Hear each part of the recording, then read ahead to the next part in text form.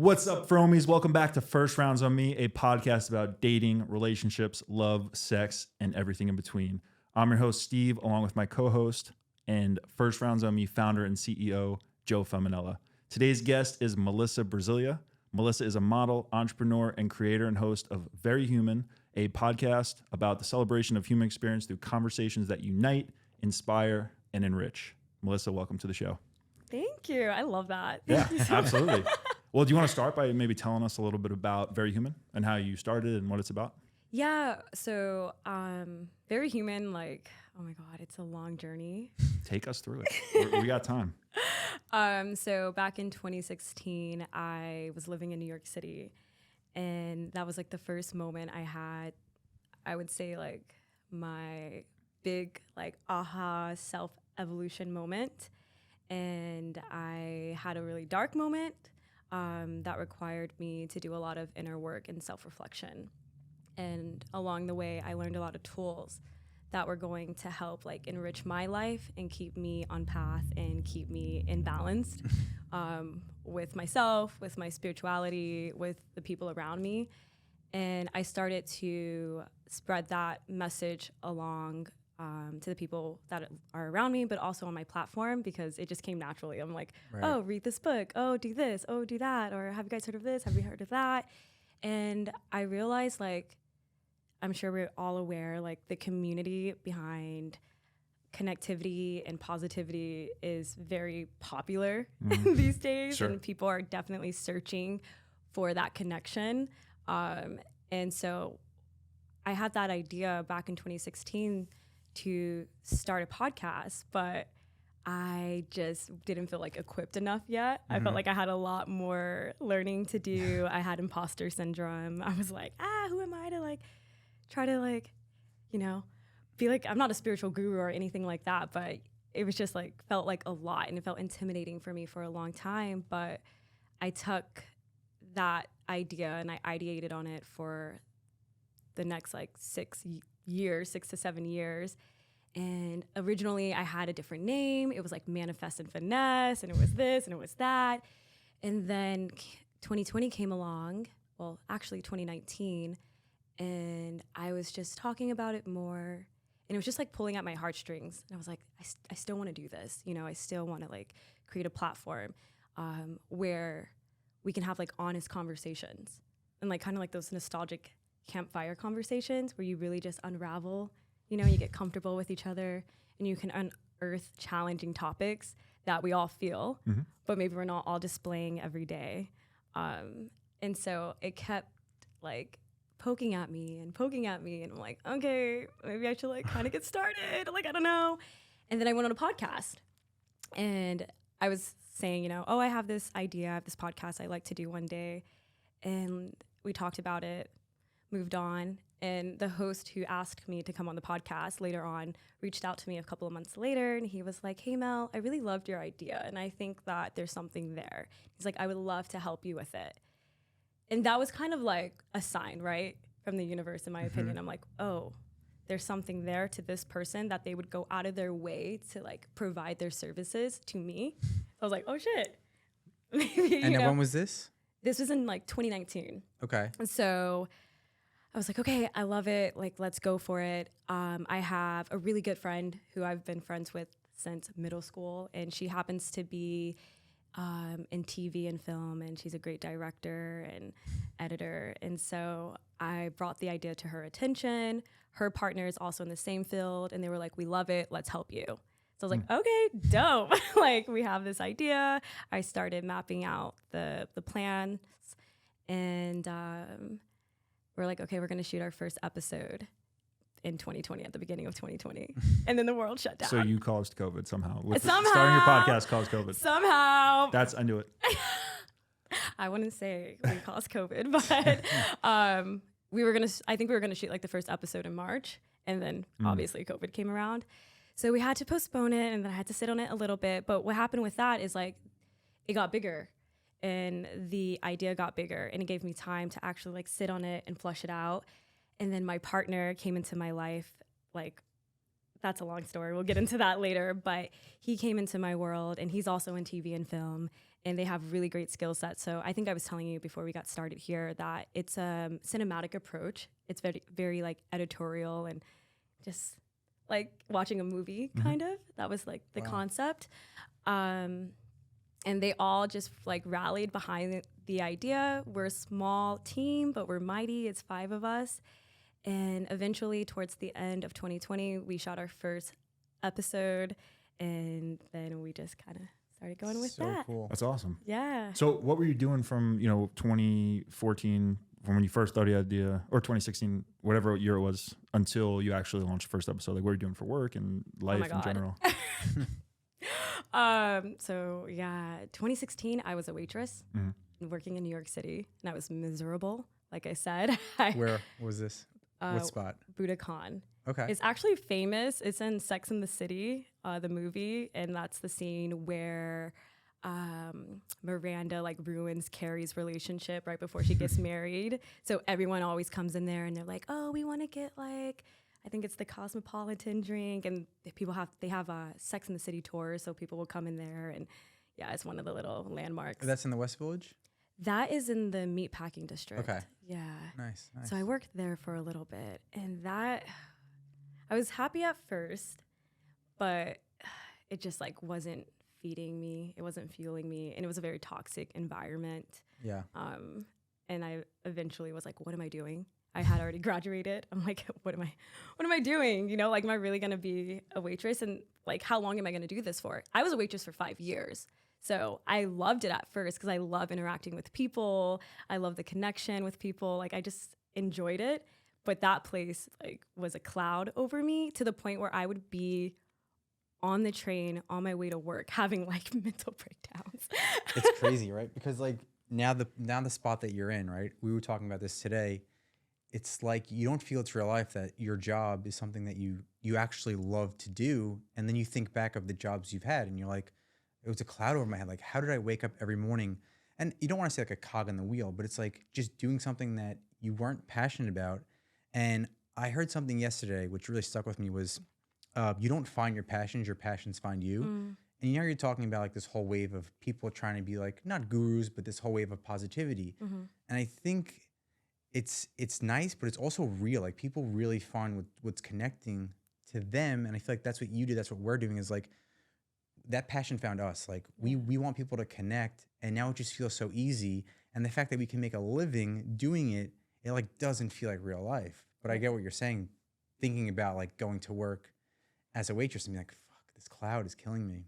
Yeah, definitely. When I reflect on the past, I'm like, whoa, I did a lot of jobs in New York, because New York is like, you got to hustle, right? Well, we're from New York. I know, he was telling me. And I lived in the West Village. That's why I asked where okay. Budokan was. Yeah, it's a hustle and bustle city, which I appreciate. It gave me so many tools to be equipped with for my life now.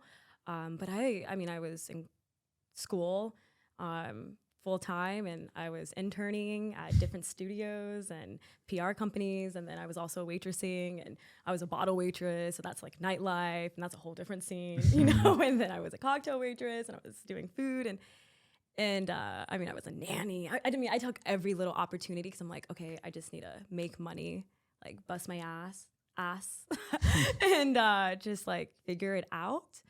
But yeah, eventually I think 2016 was like that very defining moment for me, where it was my level up, my reboot, my reprogramming of my spiritual computer. Yeah. It was like, all right, let's update your software. and what happens is like, you have to almost like hit rock bottom to do that, because you have to have a lot of self-reflection. Yep. In order to do that. And so that happened to me. But yeah, I then was also modeling, but I wasn't really doing it all the time. It wasn't full time. It was like a little bit here, a little bit there. It was more for like fun, working with a lot of street photographers, Instagram photographers. That's how I got started. I got scouted, and they set me up with a photographer called Underground New York City, and he had a big platform at that time. And then one thing led to another. And so I was modeling a little bit, but it was not paying the bills. Like, I would go for like 1 hour and just get paid like $70. But I'm like, okay, I need that to pay like my electricity bill, or you know what I mean? But yeah, and then I moved here, and then modeling really took off for me. And so it became full time. Cool. And you mentioned a couple times like the tools you found to like kind of help yourself and get you out. You mentioned books. What else was helpful to you in terms of like getting out of that funk and like making progress? Yeah, meditation. I really dived into that to the point that it scared me, and I stopped meditating for a while because I unlocked something in that space. But yeah, I mean, I think when you hit that point, you're so desperate for some type of relief or some type of like answer. You know what I mean? So you start just kind of trying to dive into everything. Like, okay, what's gonna help me? So I really went into meditation, which I love. I think meditation is really important. I don't meditate every day, but you know what? I take that back. I don't sit down and like go inward every day, but I meditate some way, somehow, whether it's music and vibing out, whether I was going to ask you, like, I would say that meditation is the only thing I haven't really fully gotten into yet, but I really want to. So can you tell me a little bit more about like what meditation is for you and like what you do and how you understand and learn it? Because I'm like so excited to like dive down that path. Yeah. But like you said, I'm a little scared, so I'm like intimidated to start it. But I would like to hear from your perspective to like ease me into it of what I could expect. Yeah, I mean, I think meditation is probably different for everyone. But like, I think the common meditation that we all know is like, okay, sit down, get yourself comfortable and close your eyes and go inward and try to silence your mind.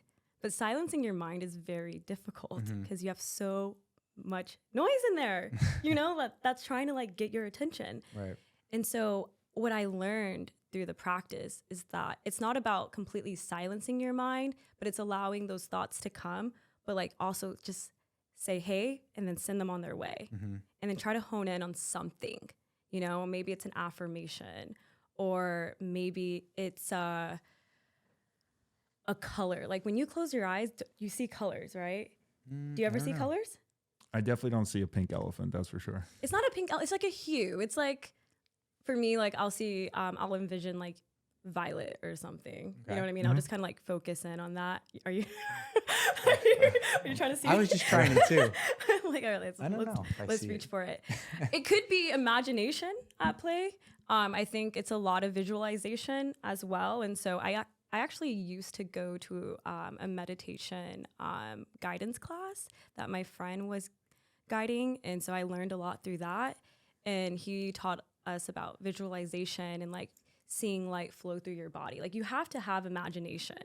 It's like manifestation, right? It's being Imagination is like, for me, the key to life. And I think it's so crazy that when you get a certain age, like you're told to not imagine anymore.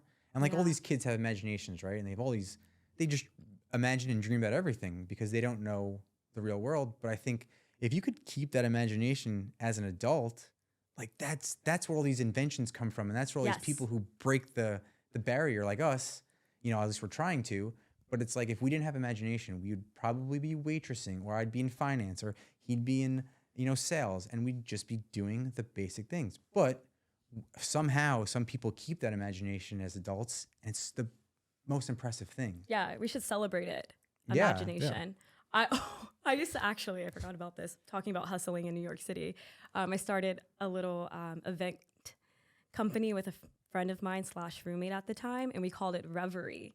And that's like to celebrate like the daydreamer. And we wanted to celebrate people who were daydreamers and people who were artists and they had imagination. And it kind of tied into the whole concept of community and spirituality and just being in a safe space, because going out, that can be traumatic at some points, you know, like you got to get to the door and then you got to be like, okay, put your best self, right? Yeah. Forward and hope that you're led into the club. And some people get denied and rejected. And then like, think about what that does for someone's self-esteem, you know, to feel like, oh, I'm not worthy of being in this space. Yeah. I think that is the hardest part about adults having imagination, is that if you do get rejected, how do you cope with it? And how do you not let it crush you and then keep going, right? And I think that's why a lot of adults don't even try, because they're so afraid of not being let in, like you said, because it takes a lot to be let in, because you have to fully give yourself to the imagination. Yeah. And if you're kind of half in, you're not going to get in. Yeah. And I think there's a lot of parallels to dating, right? If you are scared of rejection, you don't try, right? You don't put yourself Definitely. out there. You don't tell people how you feel. you know, then you're never going to know. But if you're willing to put yourself out there and know that, you know, regardless of what this person says, I'm going to be okay, then that's, you know, then you're going to set yourself up for success. Yeah. So I do want to get into your podcast specifically because I love the name and I'm sure it's like very on brand. But how did you meet? Because you're engaged now, right? Or married? I'm engaged. Amazing. Love it. Thank you. How did you meet your partner? Okay. Instagram. Yeah. Steve always says that Instagram is the best dating app. It's the best dating app. I say that to everyone. But the funny part is he did not slide into my DMs. He slid into my email with a long, lengthy email. Was it like a business inquiry? Or? No. So what happened was, you guys are going to love this. I don't know what got into me, but I was just like, okay, this dating scene is ridiculous out here. Now you were in LA already? Yeah. Okay. And I was like, there's so many fuckboys. So I went on live, and I never go on live Instagram. Like, I never.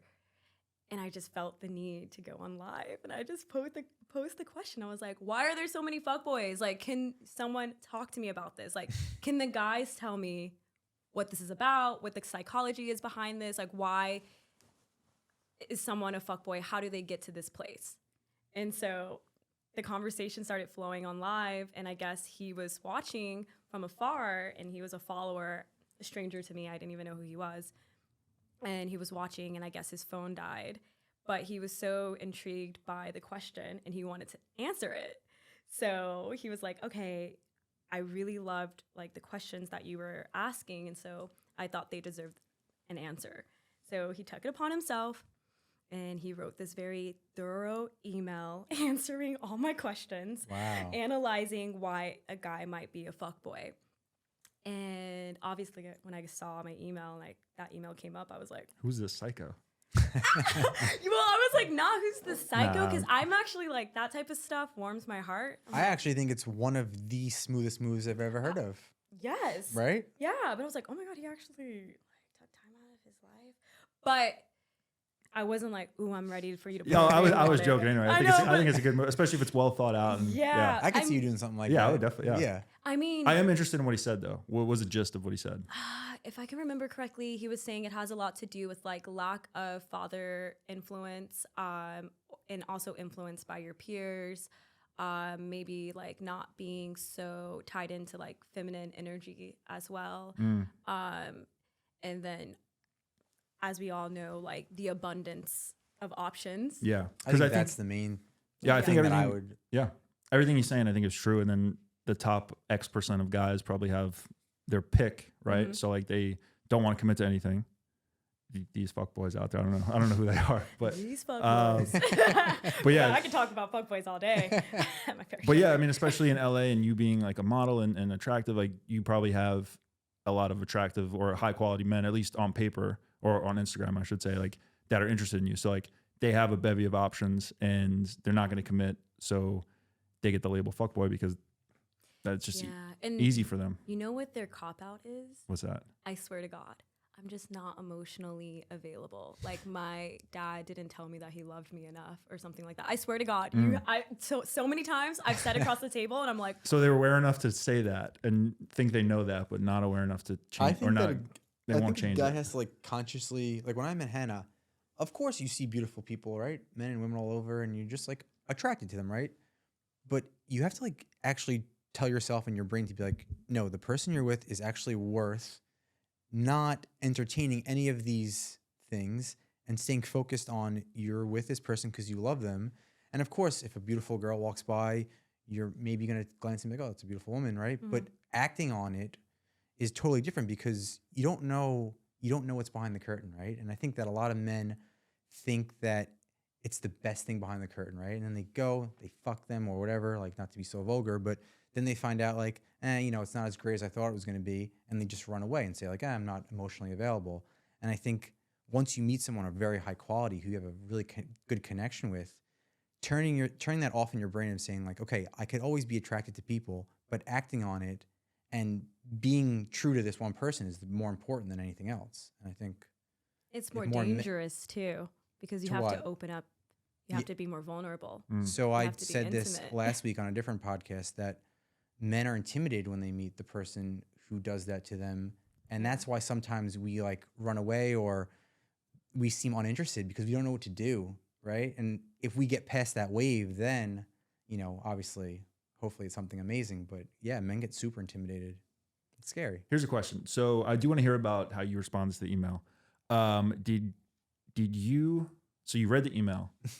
Did you look up who he was first? No. Okay. I never Because did that's that. important. That's important because I think if he's like, you know, an attractive, successful guy and you looked him up first, you'd be like, oh, okay. Like you'd be intrigued before you even read the letter, as opposed to like if he was, you know, some dude that looked like he lived in his mom's basement and then you read the letter, that's when you might get like, who is this weirdo? Yeah, you But- guys, don't scold me, but I never looked up anyone before meeting up with them. Really? Or like, yeah, I never. Well, I we're just- we're not going to scold you about anything. No, So that's I'm not- reassuring to us. Who the hell am I to because- scold anybody? I know, but you know, some people are like, "Oh no, you don't Google people before you go on a date." I'm like, no, I just go and allow that person to show me them. I go off of That's self-control. That's what that is. Instinct. Yeah. but I go off of intuition. And how's that been? Like, if you meet a guy on an app, right, prior to obviously being engaged, meeting him right away without doing research, has it always been like somewhat of a normal experience? Fuck boys. Which is normal. Yeah. In my opinion, yeah. Yeah, no crazies. I mean, I've had like slight crazy, but nothing extreme. Yeah, it's normal. Like, Yeah, and I think like that's why we always ask women about our app, right? Because we do push people to meet on a date very quickly, but we also want people to be safe. And from our standpoint, like me especially, I was so open to like meeting people right away and figuring out if I like them or not. And if not, whatever, we have a good date. If we do, that's great. Let's go on a second date. But I hated like wasting time. And I didn't really want to like do research and all this shit, especially as a guy. You're just like, let's go on a date and see what happens. But as a woman, like that perspective carries a lot of weight. yeah, it really does. Like, I understand the concept of doing your research first because you can't trust people like that out here. Like, unfortunately, you know, like not everyone has the best intention. So it is nice to know like who this person is. And I understand doing that and like why you would do that. But for me, I just never felt called to that. I just would show up and hope for the best. And it was always in a public space. But I also like, outside of like safety measures for like their resume, I wasn't interested in that. I wasn't like, who are you? What can you provide? How many followers do you have? How attractive are you? Like, I don't come from that. What was important to you? Who are you Right. inside? Like, that's what's important first. Like, okay, do I feel comfortable in your space? Like, are you pleasant? Do you have a good personality? Can we have a good conversation? Right. Do you stimulate me intellectually? Those are the things that were important to me. How do you treat me? Sure. Right. Now, do you think that it's important to have that through the phone before you meet them or to happen in person where you could kind of feel the energy behind it as well? You need to have, that's a good question. I think you need to feel that somewhat through the phone, right? Because you need to feel like there's some type of vibe and catch how they are as a person. Right. But I think you can't really tell until you are in face to face because people can hide behind a phone. Right. People can hide behind their mask in front of you. Yeah, even a couple dates, you may not know. Yeah. Everyone starts off with their representative. My mom always taught me that. She's like, girl, she's like, when you first meet someone, they're always going to have their representative on. I like they're that. They're gonna representative. Yeah, they're going to rep themselves to the best of their ability. They're going to have their mask on. They're going to come like correct. They should, right? Sure. Not everyone comes so vulnerable initially because afraid to be vulnerable, to scare people off, etc. She's like, so yeah, the representative will be there first. And then that starts to melt away as time goes on if you guys decide to continue. She was Yeah. very accurate. Yeah, she taught me some shit. Yeah? Yeah, she taught me some things. I learned a lot from her. Is That's she why I an have East a ring on my Coaster? finger. Are you from New York? No, I'm from here. Okay. And your Yeah. mom's from here? Mhm. Okay. Born and raised LA. Wow. Yeah. So I do want to go back though. So you saw the letter, right? Yeah. And how did you respond to it and how did it go from there? Because it's very interesting. It's a very unique approach to, In hindsight, Yeah. knowing him now, it all makes sense. Okay. He is a very unique person. He's Yeah. very different. He is a unicorn, and I'm very lucky to have him. I felt First of all, I think I felt very honored that someone took the time out to respond and put so much thought. And it obviously made him stand out because most guys are just heart eye emoji.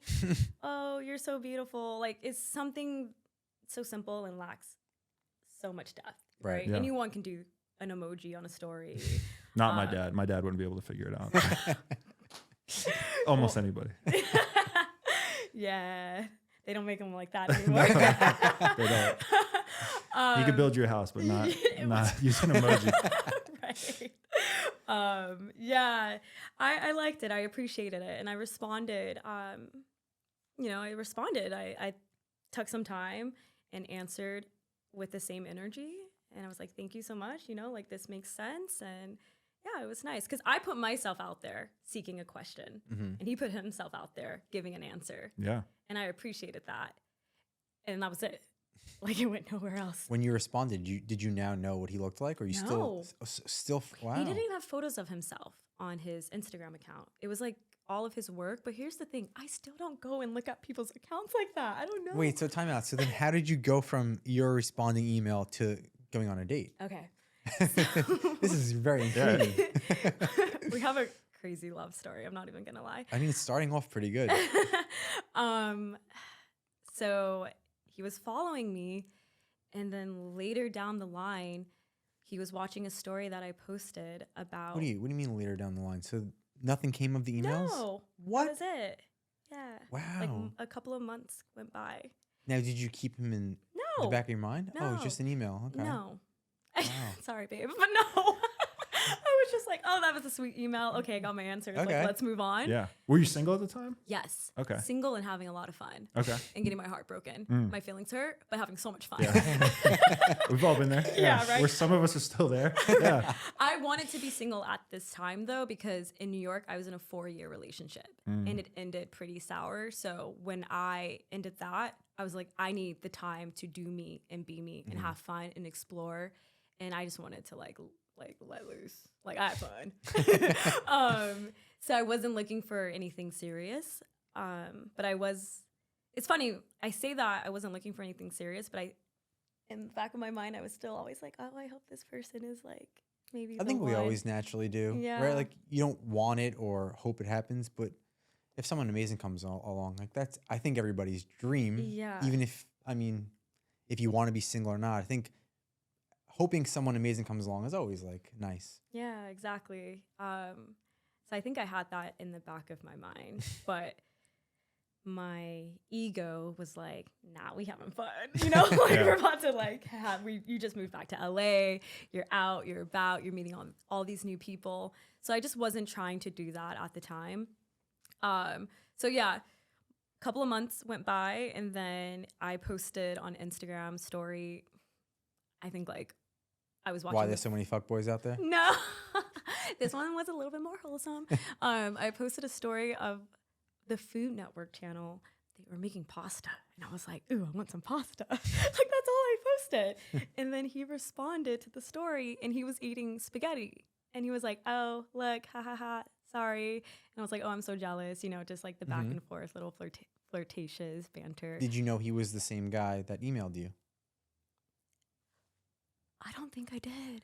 Ooh, okay. I'm not sure. I can't remember. I'm telling you, I was so aloof. Like, I was not connecting the dots. I was not paying attention. I was just like in my own world. Your blood sugar was low. You needed pasta. Yeah. Exactly. You had no idea what was going on. Yeah. And he provided me pasta. He was like, let me take you to get pasta. Let me take you on a date. Whoa, this guy is smooth. He's pretty smooth. Okay. Yeah, he's smooth. But even then, after the date, we didn't date. Wait, so you said yes to the date? 2 to 3 more years later. What? Wait, Yeah. but 2 you to said 3 yes years. to the date? Oh yeah, I said yes to the date because You a still girl know what he needs looked to like. eat. Huh? You still didn't know what he looked like. Yeah, I know. I showed up and was surprised. Yeah. What? This is amazing. Wait, 2 to 3 years? Yeah. So what happened? I told you it's a crazy Yeah, love story. it's a crazy love So you story. have where was the pasta place? It was at I want to say Bavel's. Okay. Bavel's? So you show Downtown up, is so you good. see him, you have a pasta date. Oh yeah, I show up, I see him, I'm like analyzing his fit. I'm like, all right. Of course. I'm like, who is this guy? And it's funny because we joke about it today, but I'm like, I don't even remember the date that much. But he remembers all the details. But I'm like, oh, that happened? I was like, I don't remember that. He knows exactly what I was wearing, how I showed up. Like, I love He's this really guy. in love with you. Oh. Like full on. I I love love him. this. oh, I'm taking notes. the over here. man loves me. Like, and I love him. That's but a real love. Yeah. Me, I'm like, I just remember you had a briefcase and some business little shoes on. I was like, what's going on here? Like, why do you have a briefcase with you? Did he bring his own Parmesan or something for the pasta? We had a really good conversation. I remember it being really good. And he was very kind and he has a light in him. Mm-hmm. And so I was like, oh, he's a sweet guy. But the thing is he was a sweet guy. And you wanted a bad boy, fun fuck boy, like Because going back to what I was saying, the sweet guy is the dangerous one Why? because he's the one that's going to unlock your Oh, heart. right. Oh. Oh, so you think I see. it happens both ways for the man and the Yeah. woman. So he wasn't Okay. like too. He wasn't like too nice, but he was someone you were worried about. Like I wasn't worried, but I think like my spirit wasn't ready. okay, Like, but at the forefront, like I wasn't thinking about, oh my God, he's gonna break my heart. But I'm saying like a little bit more metaphysical. Mm-hmm. I spiritually and emotionally was not ready, if that makes sense. Yeah, of course, Yeah. definitely. Yeah. So I was like, we think that the bad boy or the bad girl is the dangerous one often, but really we're just avoiding a lot of times the person who's 100%. actually gonna maybe make us unravel. But a lot of us don't really look at it from that perspective. I actually am reading a book right now. It's called A Return to Love by Marianne Wilson, and she talks about this. And it really is like a nugget. It's like, oh shit. A Return Yeah. to Love. A Return to I Love. have to read Yeah. that. I'm reading the 8 Rules of Love right now. The by what? 8 Rules of Love by Oh, Jay okay. Shetty. Oh, okay. It's Yeah. good. Nice. Have I'll to- check that one out. Yeah. It's really good. I definitely recommend it. But yeah, they tend to be dangerous, but we don't look at it like that. Because our more ego, of like a subconscious thing. I think. right? exactly, subconscious. Thank you. We don't look at it, I don't think, like that. In our conscious mind, we're not like, oh my God, this guy's gonna be dangerous for me because he's gonna unlock my soul and my heart. And Yeah. we're just like, oh, he's such a sweet guy, but okay, cute. Like next date, pretty much. And when I say next date, like next person, Yeah. Right. Yeah. right? So we had a good time, and we even went and had drinks later on. He told me, I forgot. And I even let him come back to my house so he can rub my feet. That same night. And you forgot? I forgot. You were having a lot of fun.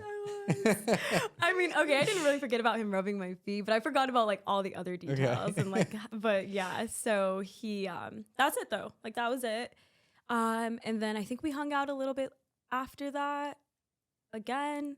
And he was like, oh, I'm going to, Brazil. And he loves Brazil.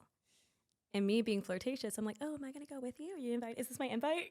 Because, I was like, I want to go on a trip. But I didn't think he was actually going to be like, yeah, come to Brazil. So I was like, oh, is that my invitation? And he's like, oh, yeah, you want to go? I was like, okay, sure. We only really knew each other for a month at this point, like actually started hanging out.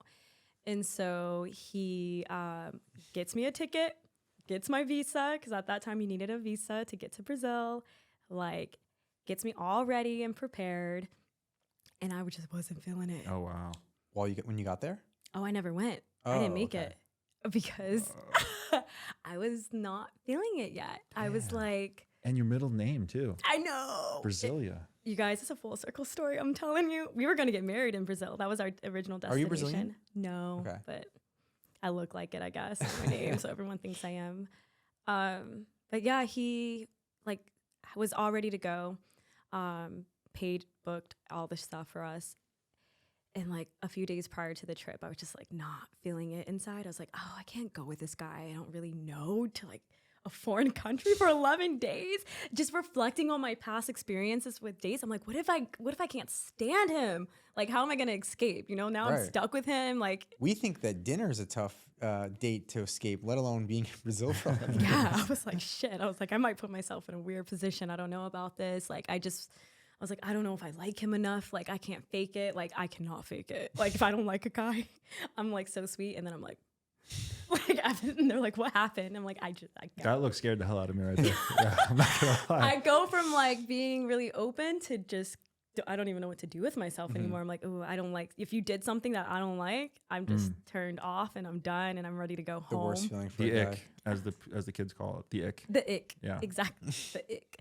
And so I just didn't want to have to experience that. So I was like, you know what? I don't know if this is the right choice. And then I ended up booking this big job. And I was like, okay, that's a sign from the universe. Like, don't go. Because the job was going to be the dates that we were going to be in Brazil. So literally, I kid you not, I was like, okay, how do I tell this man? I'm like, I got to put my big girl panties on. And I got to just be like, this is what it is. I'm not going to make it. And so I called him the night before our flight. And he is packing and he's so excited. Oh, also he took me to Target. He bought all my like toiletries and stuff. Wow. Yeah. Wow. Yeah.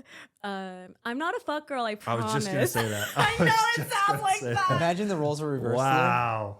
Oh my God. I'm This guy would be listening in to jail. myself if and the I'm like- roles were reversed. It kind of sounds like I'm the fuck girl. Wow. But I was just I felt really bad, but I just had to listen to myself. Like I just had to. And I was like, I don't think it's meant to be. And so Here's the question: what did you tell him that, or did you tell him you had the job? I told him both. I was Okay. honest. Full honest. Wow. I think that's our relationships is built on honesty. I was always transparent with him. I keep forgetting there's a happy ending to this story. Yeah, Yeah. seriously. Seems like it's going in all sorts of directions. Yeah. I know. It's a whirlwind, baby. This is a good movie. So yeah. How did he react to that the You night guys, before? I was so nervous because I'm used to men not handling that type of shit well at all. A lot of men operate from their ego and a lot of masculine energy, and like getting rejected like that and spending their money on you, you will hear all the names in the book, right? Like how dare you? Like I spent all this money. Like I thought he was going to respond like that. So I was nervous, but I was like, this is going to be very telling to his character, how he handles this. Character is the most important Oh, thing. it's crucial. This is a big character test. Yeah. I'm very excited to hear this. Huge test, major. Are you gonna flunk it? Or are you gonna ace it? And so I call him up. I'm obviously like kind of nervous. You know, I'm like, fuck, how am I gonna tell him? And I was like, you just gotta say it. You just have to say it. And I was like, hey, what you doing? Oh, he's like, oh, here we go. No, yeah, he knew it was coming. We need to talk. He did say, he was like, I kind of had a feeling, but he was like, I was keeping my like optimism up. And he was like, yeah, but when you started, he's like, I just knew where it was going. And I said, what are you doing? And he's like, oh, I'm packing, I'm getting ready. And then I told him, I was like, listen, I have some bad news. I'm not going to be able to make it. And then there was just like silence, like a pause. And he goes, really? Like for real? I was like, yeah, I'm sorry. I was like, honestly, I just don't feel, good about going right now. I don't really know you too well. I don't feel super comfortable. It's 11 days. It just doesn't feel right to me. And then I booked a job at the same time and I need to take that job. So I'm sorry. I hope you nice, can though, the way you understand. put it. Yeah. And he said in that moment is when he gained the most respect for me, because not only was I being truthful and honest to him, I was being truthful and honest to myself. That's This is good. deep. And Yeah. and he probably kept the Target receipt so he could just return everything. Exactly. Yeah. Exactly. So he ended up going to Brazil still. Where was he going, for work or something? No, for fun. He loves Brazil. Okay. Brazil's like his shit. He's been so many times and he loves it. And he was like, I was so excited to show you Brazil. And he said his plane ride there was so sad and so miserable, because you think you're going to be having that companionship and that person there. And then now you just got rejected and you're on a flight, like a 16-hour flight. I'll take the double seat. That would be nice. 16-hour flight Right, with the empty right. seat next to you. That might be better. No offense to you, but that might be better. No offense taken. So yeah, that happened and he went and I was like, okay, that's done with. I thought that was over. I'm like, okay, I don't have to worry about that. But how did he anymore. handle it? He just said okay and you just went? Yeah, he was. He didn't curse, like he didn't say anything mean? No, or he's a anything? G. No, he handled it so well. He was so respectful. He was like, I get it. I understand. Thank you for telling me. I wish you could make it, but like handle your shit. Like, do what you got to do. And that was it. And then 2 weeks later, I get a letter in the mail. This man wrote me a love letter. Wow. From Brazil. After he got home. Handwritten. I have it till this day, crisp as can be. Numbered 1, 2, 3, 4, 5. And I will read it at our wedding because I read it the other day. I found it and I read it and I was crying because everything he promised me in that letter, he has fulfilled. And I'm like, whoa. But wait. I love this guy. So, I love him. wait, so this is like 2 months after you first met. Mhm. And then there's still 2 to 3 years left until Oh, yeah. Do we have time to like go through all this? This is amazing. This is better than Notebook, like 100 times. This is like gonna make our Yeah. podcast just spiral. Yeah, it was pretty crazy.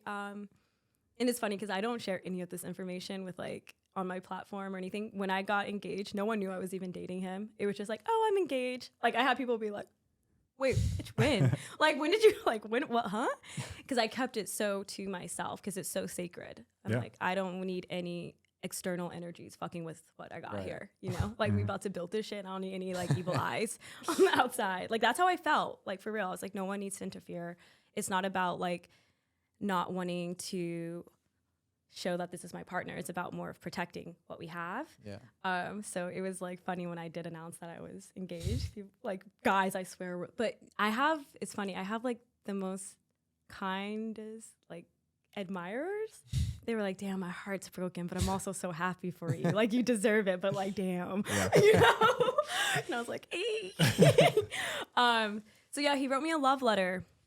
And I was like, initially like, you know, because I didn't know how I felt about him. I wasn't there yet. Like, so getting a love letter from a guy that you're not connected to, it's like, what are you doing the most, you know? Yeah. That's how I took it initially. I was like, okay.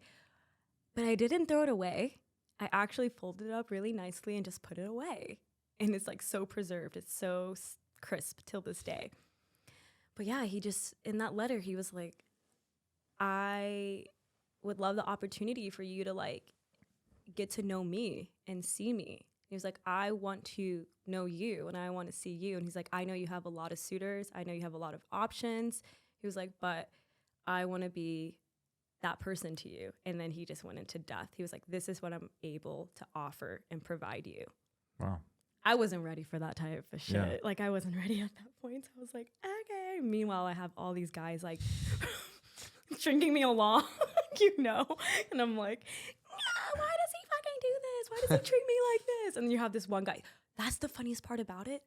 Through all of those guys who treated me like shit, there was that one guy like ready to love the fuck out of me. Did that make you happy in a sense, knowing all the bad situations, that there was this good guy who, not that you could like, not a safety net, but just knowing, okay, there are good guys out there and he's a prime example? Or was it not registering at all? It wasn't registering. Wow. Like I was like, I had good guys in my life. Don't get me wrong. I had a couple of really good guys who wanted to love up on me, I guess you could say. but I wasn't looking at them. Like just quite frankly, I just wasn't interested and I wasn't overthinking it. I was just like, oh, they're a sweet guy, but I'm over here, you know? Like, to be completely frank, that's where I was. And I'm also used to men being like shooting their shot, but me telling them, hey, I'm not willing to give you anything other than a friendship. And if that works for you, then let's have a friendship. And them agreeing, but then it hitting a ceiling, hitting the ceiling. Because what happens is that's not what they want, right? There is other motives there, other intentions. And so as much as they're like, Mel, I'm cool with being friends, I just want to be friends, it doesn't work for them because they want more. They're just trying to stay close. They're just trying to stay close until they can make their move again. And then you reject them and they're mad at you. It's like, wait, I told you I'm not trying to like go there with you. And so those guys started falling off one by one because they couldn't handle it. They're like, I don't like this, right? They showed themselves at the end of the day. They showed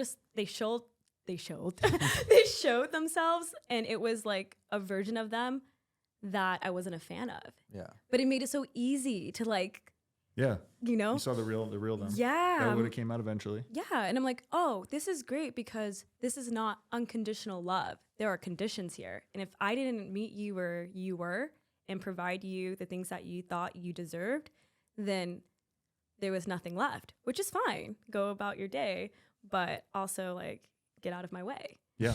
You know? Yeah. One thing I got to ask, how is his handwriting? I bet it's immaculate. He has the best. I knew it. He has the best. You guys, he Yes. wrote me a card the other day because I was in a funk last week and it was like getting to me and I'm like, oh, I don't know what to do with myself. You know, I'm in a funk. And he wrote me a card and left it on the bed. And it was like the most beautiful card. It was so me. And I opened it and it was so nice. And he was like, you know, I just want to let you know, I know you had a hard week. He's like, but I love you and we can do anything together and all this like sentimental stuff. And I posted it on my close friends and everyone was like, his handwriting is so nice. And I asked him, I was like, how do you have such good handwriting? Like mine looks nothing like yours. I got to practice. He has great handwriting. I bet, yeah. His penmanship is phenomenal. Yeah. Wow. If Hannah's going to be listening to this being like, you know, yeah. No. So I'm going to actually do this before this podcast comes out so that Yeah, write that card. Yeah. yeah. Yes. Yeah. He's really good at that stuff. Like the little So notes okay, and so we stuff. gotta continue the story. So we're at the point where he writes you this letter, the first letter, right? And then 2 or 3 years go by. What happened in those 2 or 3 years? You tucked it away. He kept trying. He would like ask me out a little bit here and there. Sometimes I would respond. His joke is like, you left me on blue dot, like on red. Like I have my red receipts on and I would just read it and not respond. I'm like ruthless like that. Like I would just be like, Is that intentional or is that because you don't know how to respond? Or you're not like for certain things? I'm sure it's different for. It's not intentional in the aspect of like making someone feel away. It's just I have my red receipts on and I don't feel like I owe anyone a response if I don't want to give them a response. Sure. That's kind of what it was with that. And sometimes it's also I forgot and didn't get back because I got distracted. But yeah, so he's always like, yeah, you used to leave me on blue dot. Like you used to leave me on red. Like you didn't even respond to me. I'm like, yeah, no. But from time to time we would hang out and he would do like, God, it's all coming back to me. He would have like some really nice like gestures. Valentine's Day, we weren't together, but this was just him showing, you know, his love and being him. He like would put balloons on my car and flowers and stuff. So when And how did you react to stuff like that? it feels good. It's nice. Like I knew he wasn't a weird person, Right. You know, And you knew it was him? and I knew it was him. Well, when I would read the Right. note, you know, but initially I'm like, what the hell? Like, who put these balloons on my car? But it feels good. Like, initially for me, I'm that type of person. I don't look at stuff like that. I'm like, ew. I've always liked those type of gestures. I think it takes a lot to do that for someone, and I respect it. So, yeah, he would send me flowers, and he would do little things like that, and he knew I had just moved into my apartment and I had my TV on the floor, so he hired some guy to come and mount my TV. He was like, This guy's amazing. yeah, okay. I had a friend back in the day. I lived in New York, and I'll never forget what she told me. She's like, Mel, she's like, there are men who do and men who don't. You don't have to beg them. You don't have to ask them. Like, they know what you need and they provide. And my mom used to tell me that as well. She was like, the man who's going to be for you without you even having to ask, he's already going to handle it. And that's the guy I'm married to, or engaged to, getting married to. Damn. And those, like, I'm really excited to hear how he proposed too. oh God, that's, But yeah. let's continue to how you guys get back together. I'm so invested into this right now. Yeah, I'm invested. This needs to be like a new movie. Like, I don't know who we have to pitch this to, or if it's being I don't pitched think it's already. over yet, to be honest with you. But keep going. And that sat with me because I'm like, that's true. I dated a lot of men, a lot. I lived in New York City for 7 years, and I lived here for. I mean, New York City is just, it's a dating app in itself. Oh, yeah. Once you step foot on that island, Ooh, you're in a dating I app. had so much fun though. Escapades were out of control. Like I had so much fun. Woo! If you live in New York and you go out on a Friday night, and you can't find somebody, like if you want somebody to go home with that night, something went drastically wrong because like there's yeah. so many people. There's so many people. I would go outside looking like like I got out of a dumpster, like, and I would get hit on. I would be in the laundromat and there would be a guy there. I'd just be existing and I'm getting an opportunity to go on a date. I mean, I had no money in New York City, but I never went hungry. Okay. Like I was always at the finest restaurants eating. Like I would just laugh. I'm like, man, you're having lobster tonight and you didn't even pay your rent yet. Like, like I'm just like, it's just how it is. You can do that anywhere as a woman, I think. Women are lucky in that sense for the courtship, but New York is like, it's hot. Like there's opportunities left and right. And I really had a good time out there. I always tell my guy, I'm like, it took me 1,000 dates just to get to you.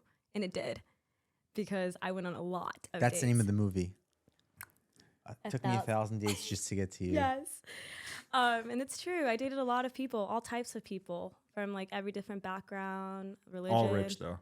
What's his background? No, actually, I've dated some brokies. What does he do? Like, is he a writer or in the arts or something? He is a creative director at Apple TV. Okay, that's what I thought. Just because it seems like he's so creative in what he does, so that makes perfect sense. Yeah, okay. He is very creative, very, very talented. And that's the thing. I didn't know anything about him. Like, he has worked on some major films and has gotten Emmys, and I had no idea.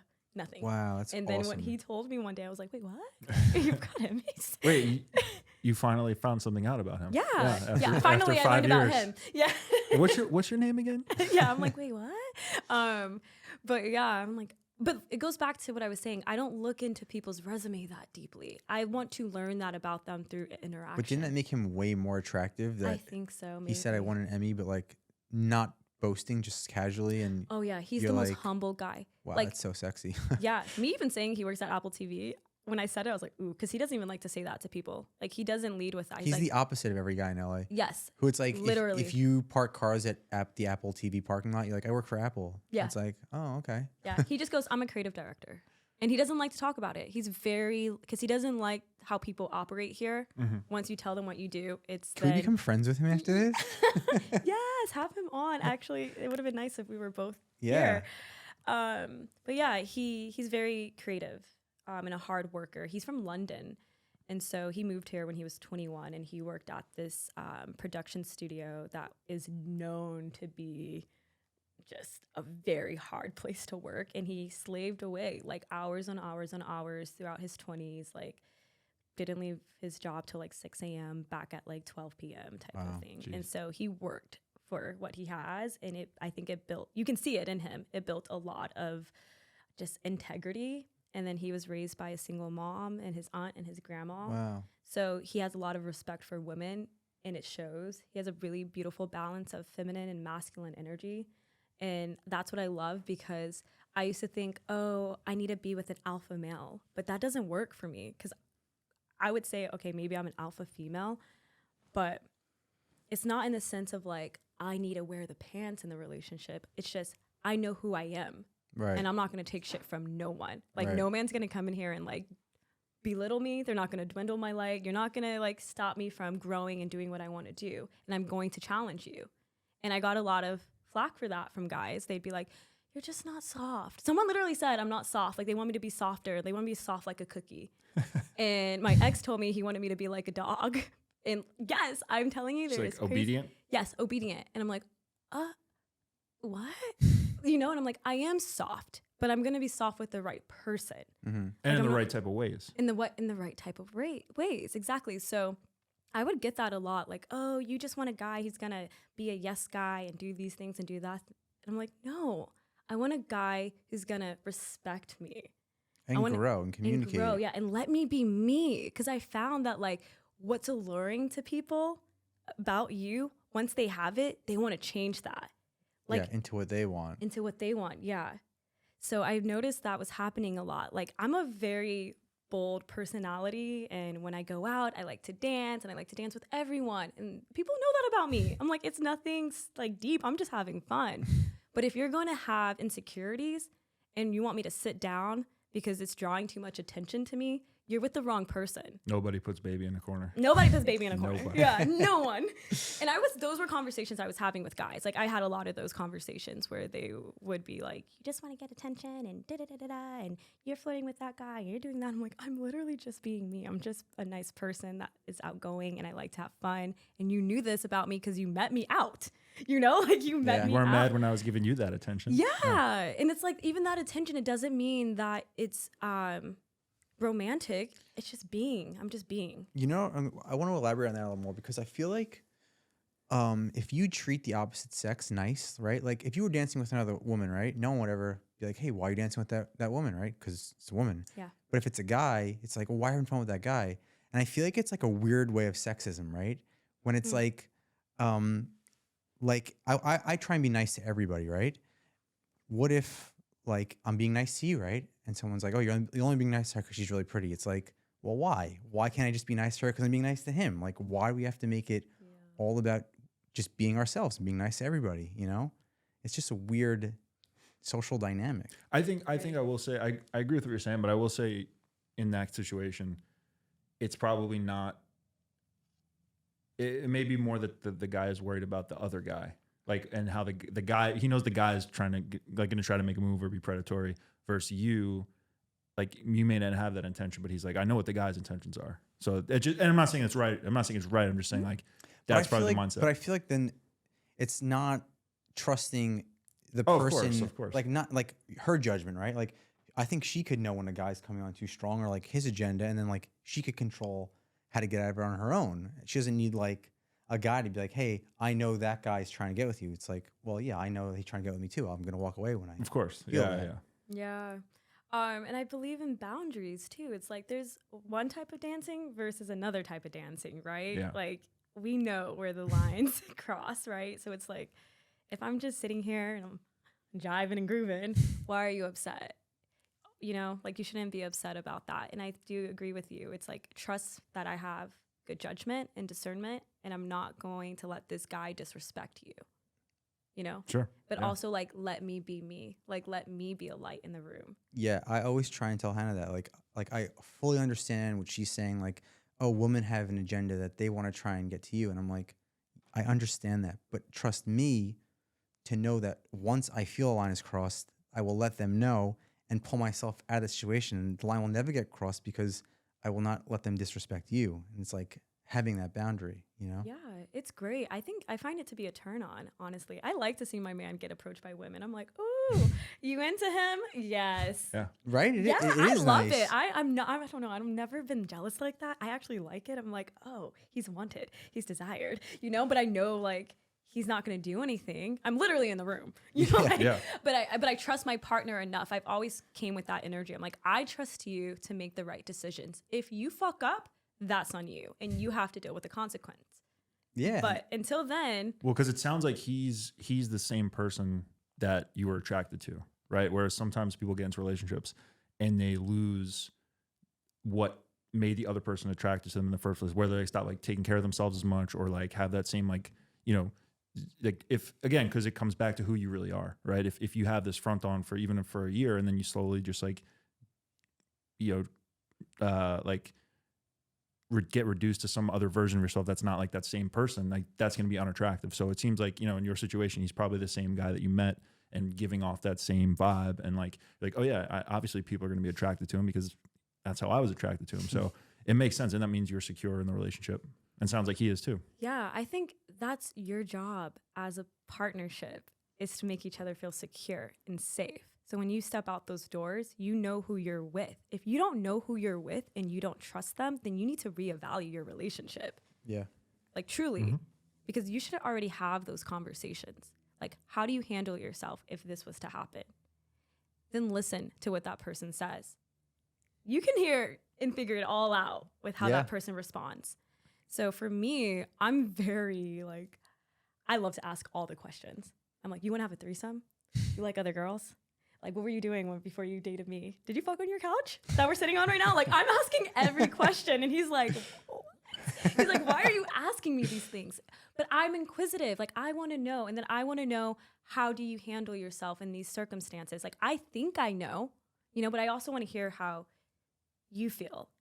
And so we talk like that. That goes back to communication and transparency. And we have those really in-depth conversations. So I trust him to do the right thing and to represent me correctly and vice versa.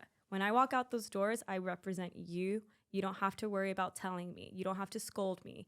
You should know my personality enough to know if I'm like kikiing with someone, it's nothing deep. I'm just having fun.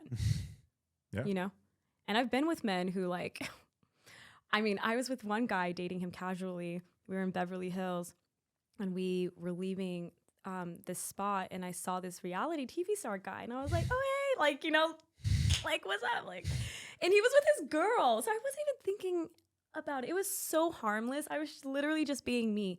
And he was so upset. Like, he like pulled me by the hand and he was like, listen, I don't like that you did that. Whoa. And I was like, did what? I didn't even know what he was talking about, right? I'm like, did what? He was like, I don't like that you gave that guy attention like that. And it goes back to what you were saying. That guy thinks I'm a clown. That guy thinks I'm a fool. That guy thinks I'm this. And I'm like, whoa. And I've heard this before from other guys. It's not about you. It's about that guy and what he thinks of me. And I'm like, that's crazy. Why are you so worried about what he thinks of you? You should be worried about what I think of you. Yeah. And yeah, what he thinks of himself, because And what you obviously think of not yourself. much. Yeah. Yeah. And to me, I'm like, your insecurities are boiling over right now. And that's when I start losing interest in you because I'm like, ooh, this is okay. Like, you're insecure. Like, and it goes so much deeper than me just having a little harmless moment. Yeah, and if you let it play out, right, and say you were interested in that guy, right? As him in that situation, I'd be like, all right, you're not the girl for me. Like, you're interested in that guy. Like, all right, goodbye. Exactly. Instead of like forcing you to be like, no, be interested in me. Don't be interested in him. It's like, no, be interested in whoever you want. But if you're interested in him, then obviously you're not for me. Yeah. And I think it's okay, like, if he felt that way, to express himself, right? Like, you're allowed to do that. Like, you're allowed to say it made me feel some type of way. But it was the way he handled it. And like, you're flirting and you're doing that. I'm like, And yanking you by the arm. yeah. I'm like, I'm not. But I understand where you're coming from. But it was definitely the ego at play and the insecurities. I was like, But I was like, but bet, heard you. Yeah. Like, go off, Yeah. you know? Yeah. Say what you got to say. Wait, so now can we get back to how you finally rekindled? Yeah. Okay. So where did I leave off? So you did the flowers, Valentine's Day. Yeah, Oh yeah. So he was just I don't doing. write and He forget. was just doing like those little things. And so 2 years. So this was all like 2018, flowing into 2019. And we officially got together at the end of 2020. So in between that time period, he would pop in, pop out, but I wasn't giving him much to work with. So he gave me my space.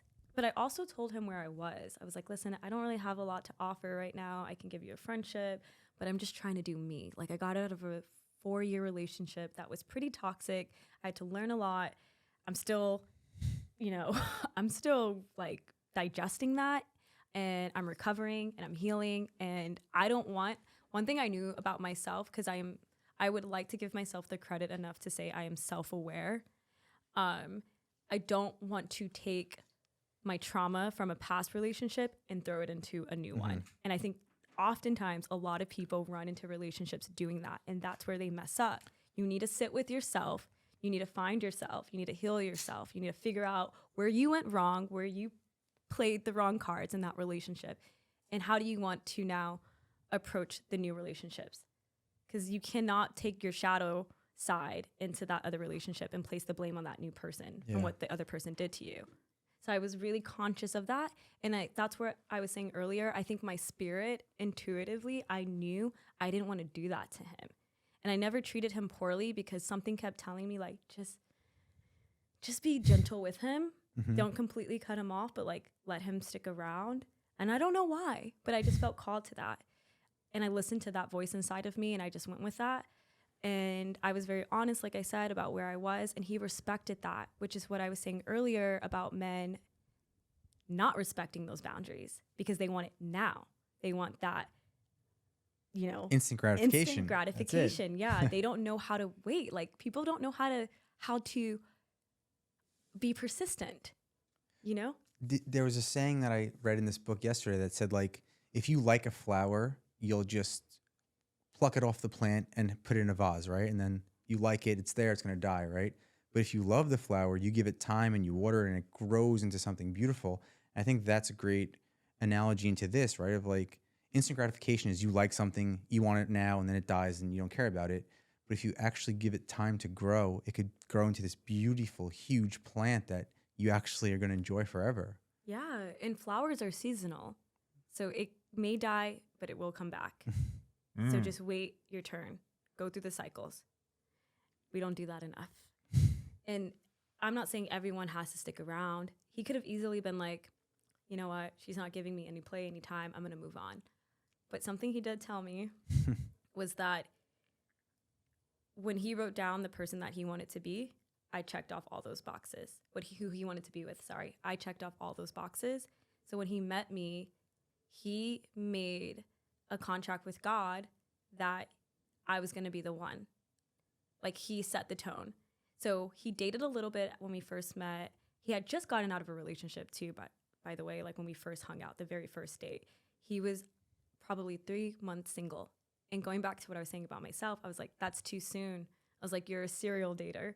I was like, you need to like work on some things. I was like, I don't like rushing into relationships. Like, do what you need to do, handle some things, which made him do what he needed to do, right? And handle some things. And he dated and he tried it out. He experienced other people, but no one stuck. And I guess I was like the person in his mind that kept coming back. And so he made that contract with God. And he was like, I'm not going to put my energy into anyone else because that's going to be my wife. Wow. That's what he told me. And he Does said that that freak to his you out? friends. Are No. you into God? Yes. Okay. As you can tell, probably. I'm spiritual and I believe in God. I believe in higher power and I'm very connected. And I like to say I'm intuitive. And I really do believe my intuition has got me where I'm at with my relationship. We operate through the Holy Spirit. We operate not through ego. We operate through like love and unconditional love. And we went to church one day, and I've never been there before. And he took me there, and is a pastor that he used to go see all the time, and he hasn't been there in like 3 years. But this guy is a prophet. He's really good, actually. And I know it sounds silly. Which church is it? Oh, I can't remember the name because we don't go there all the time. But I'll let you know. Okay. But his name is Pastor Ruckins. And without him even like meeting me yet and talking to us before he even got started with his sermon, he like comes up and he's like, oh my God, good to see you, to my fiance. And then he like whispers something in his ear and then takes off. And I was like, what did he say? He was like, is that your fiance? But he didn't even see my ring or anything. He was like, is that your fiance? And I was like, how did he know that? He's like, I don't know. So then later on at the end of the sermon, we go up to him. He greets me, and he was like, I like this.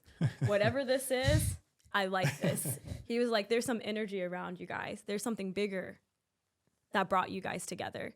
He was like, it's he was literally like that. He was like, and your love story is going to help thousands of people when you share it one day. And I was like, wait, what? Well, hearing the love story so far, I believe it. Yeah, he was like, I really like this. And then we had a reading, and someone else, the psychic, the medium, she told us the same thing. She was like, there is higher powers at play that brought you guys together, like ancestor like level. Wow. Yeah. And I believe in that. Because I'll tell you how I got to him, how I finally opened up my heart, and it was spiritual and it was connected to God. But he made that contract with God, and he was like, I don't want to put the energy out there that I'm entertaining anyone else, so the universe can grant me what I need, which is me, right? So he was like, if I'm distracted and I'm putting my energy in other places and dating other people, then I'm confusing the universe. And so he's like, so I'm going to put all of my eggs in one basket and wait patiently, which was risky. Because like, who's to say I would have ever came around?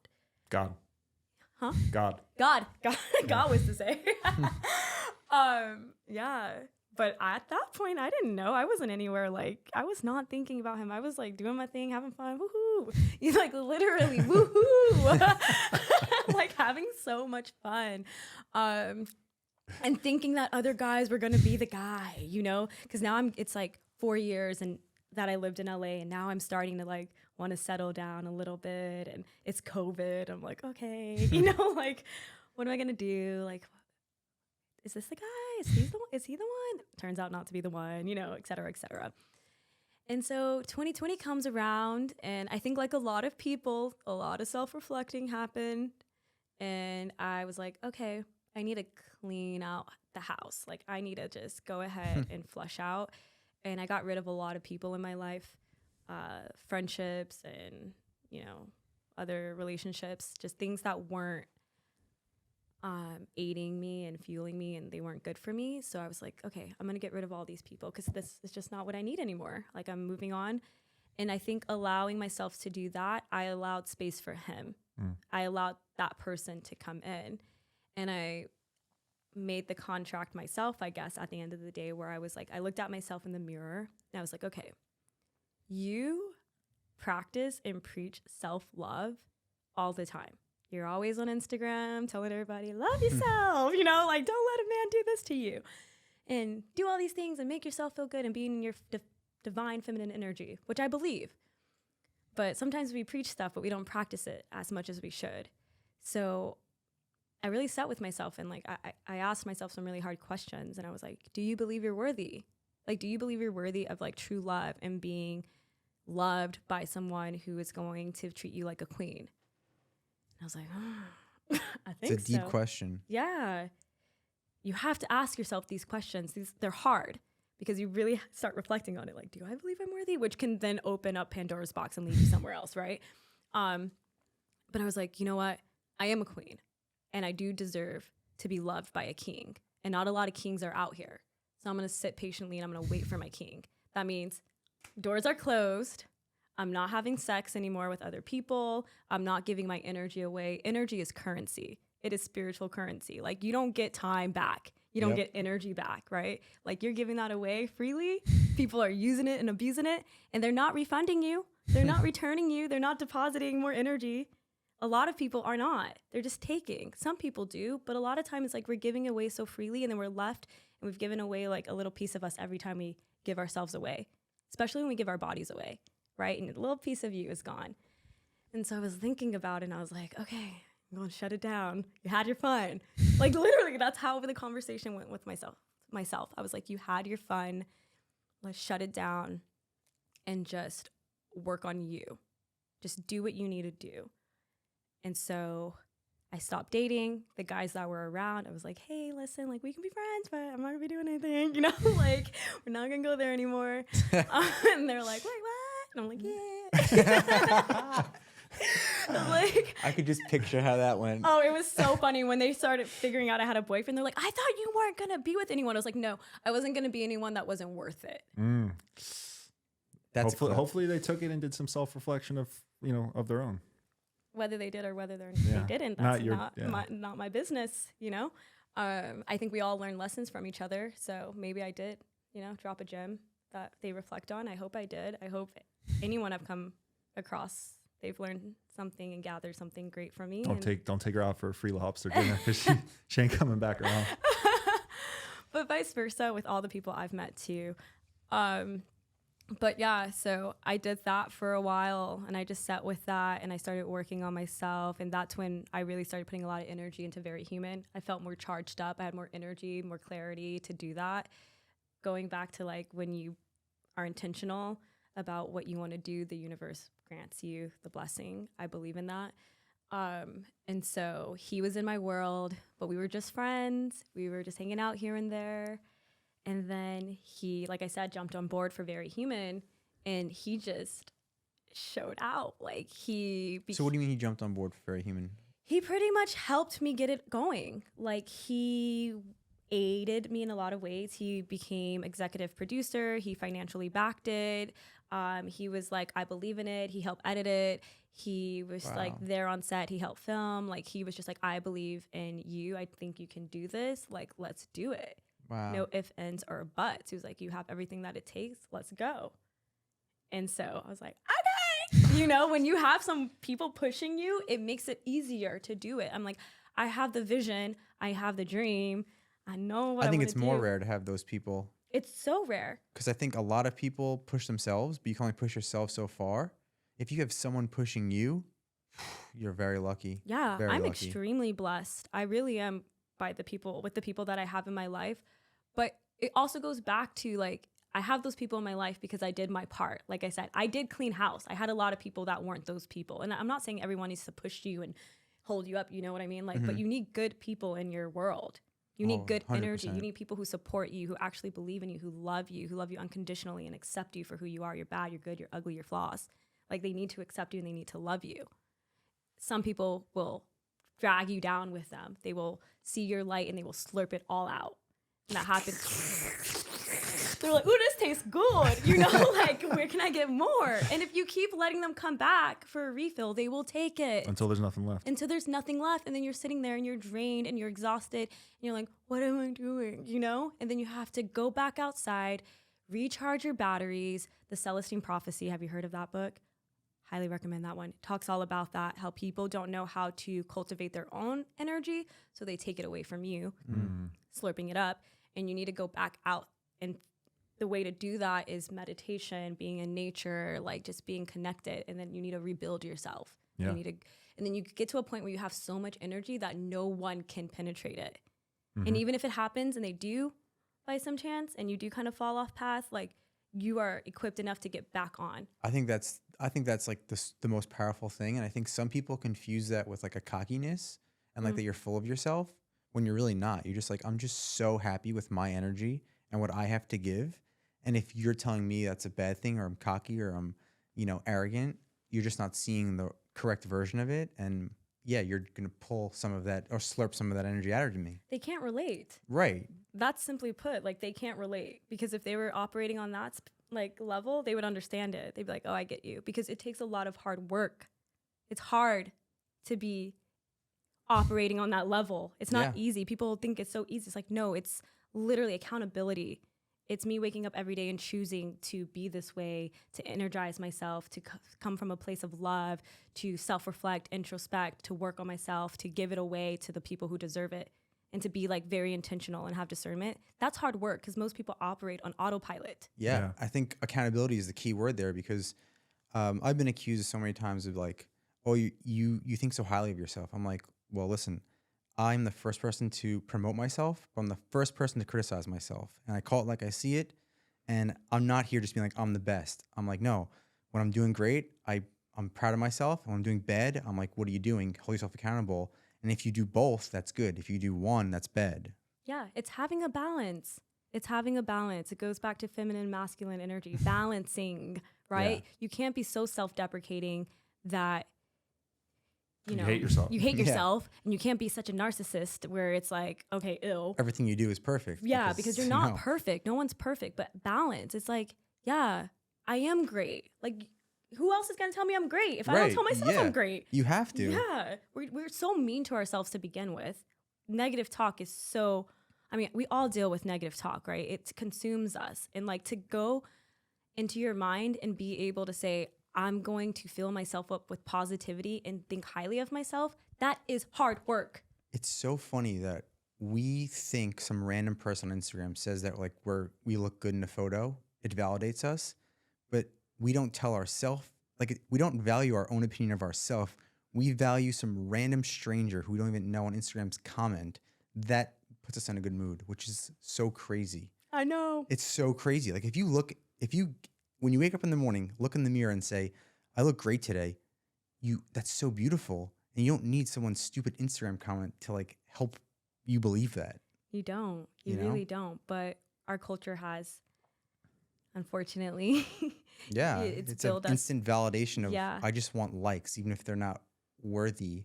Yeah. I know people, I'm sure we all know people personally who don't like themselves at all. And they will sit there and cry to you and feel a certain way, but then maybe they have a nice following and they go on and they post a photo of themselves and they're like, I literally need it for the validation. Like I need to get that validation from strangers to feel good. And that's where it goes wrong, because you're looking for the validation of someone else to make you feel worthy when you need to feel worthy from yourself. Yeah. Yeah. And that's one of the main reasons people have issues with dating apps, right? Is because a lot of people use them to get validation, to get attention, because, you know, they're lonely. And I get it. I don't think, you know, I empathize with that, and I feel bad for people that feel that way, but it's a problem because people say people are only on there for attention. No one wants to meet. No one wants to actually date. And again, painting very broad strokes here, but I think that's why is people want to get likes and they want to have somebody to talk to because they're lonely or they're sad. And it makes sense, but it does sometimes paint dating apps in a bad light. Yeah. I think we're going to start to How much time meander towards the finish line, but I did have one question. Whoa. Okay, cool. So yeah, we'll get there. I did want to ask this. So you said he had made a list and you checked all his boxes. If you are comfortable sharing it, I'm wondering like what were some of the items on his list? Because I mean, we definitely have a great sense for who you are as a person. Yeah. But I want to see how specific they were. I think it entailed something like someone who was in touch with their like spirituality, someone who can go beyond the surface. I think his past relationship, he felt like he kept hitting a wall and it was surface, and he wanted someone he could go there with without feeling like he was looked at crazy. And I think he wanted someone who was light and fun and a friend.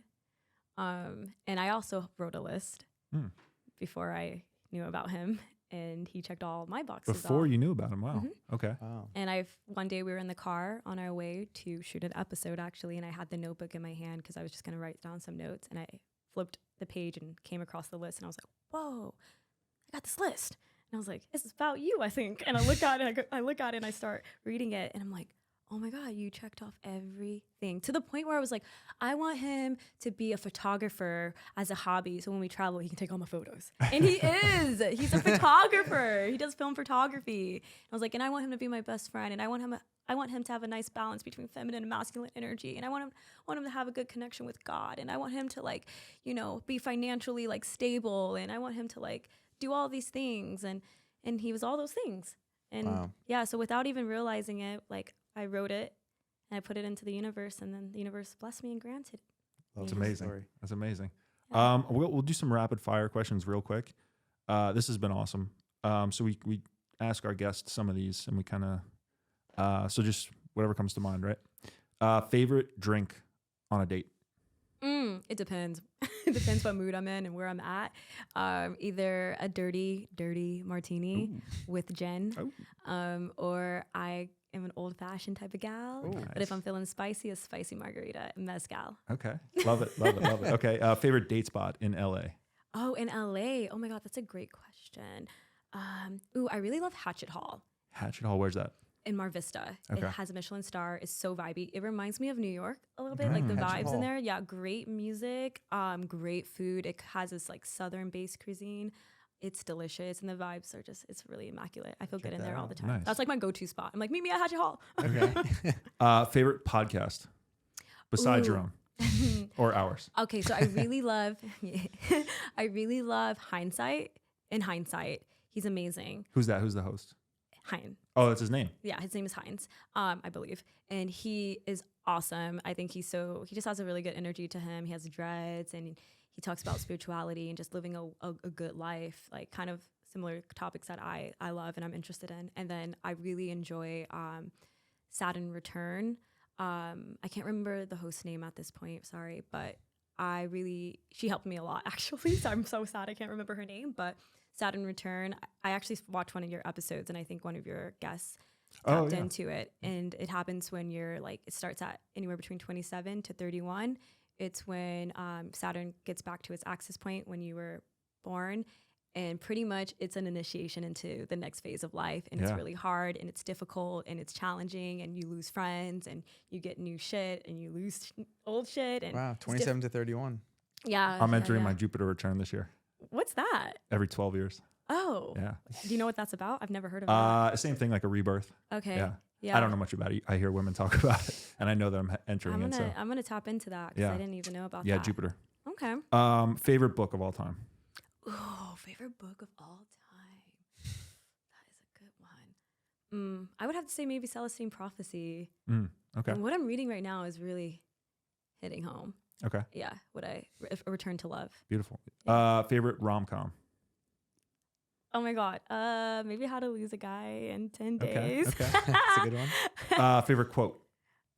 Favorite quote. Oh, that's good.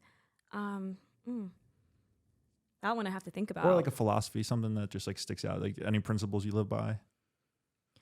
I mean, I guess I would just say like, stay true to you. It's very simple. It maybe sounds corny, but like just, I really kind of always connect to the idea of just being authentic. And it's hard to do that in this world, but like finding your way back to you. Okay. And like connecting, surrendering. Yeah. Okay. Okay. Last one. Marry, fuck, kill to live. New York, LA, San Diego. Oh my God. Mary fuck kill. You said okay, that's good. Fuck New York, Ooh. of course, because that's like Get I in and told you out. earlier, like your sadistic ex, they gonna fuck you up, but you love it. Marry LA because I found love in LA, and kill San Diego because I was born there, but it does nothing for me anymore. Yeah. Okay. Okay. Love that. All right, Mel, this has been I awesome. was not born there. I don't know why I said I was I was born gonna there. I say- grew up there. Yeah, okay. But yeah, I don't know where I got that from. Anything you want to plug, or I know where can we find the show? Oh, Very Human. You can find it on YouTube, Very Human Collective, and on Instagram and TikTok at Very Human Collective. And Cool. then you can find me at Mel Brazilia. Awesome. Love it. Mel, this has been awesome. Thank you so much. Thank you guys. Mel. Thanks for having me. Of course. Yeah, my pleasure.